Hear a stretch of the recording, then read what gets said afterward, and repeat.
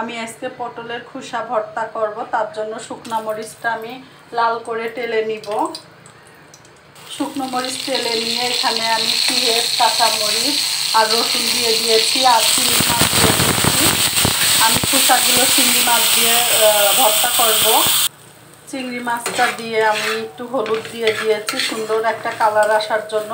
তো চিংড়ি মাছটা ভাজা হয়ে গিয়েছে, আমি এই পর্যায়ে পটলের খোসাগুলো দিয়ে দিচ্ছি। আর কিছু বেঁচে ছিল আমার ফ্রিজে, ধনের পাতা আমি দিয়ে দিচ্ছি। দিয়ে আমি এটা একটু ভালোভাবে ভেজে নিব। আমি এর ভিতর লবণও দিয়ে দিচ্ছি।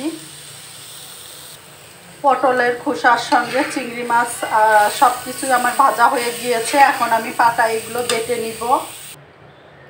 বেটে নিয়েছি, ভর্তাটা আমার হয়ে গিয়েছে। অনেক লোভনীয় ভর্তা, অবশ্যই আপনারা ট্রাই করতে পারেন। তো সবাই ভালো থাকবেন, আল্লাহ হাফেজ।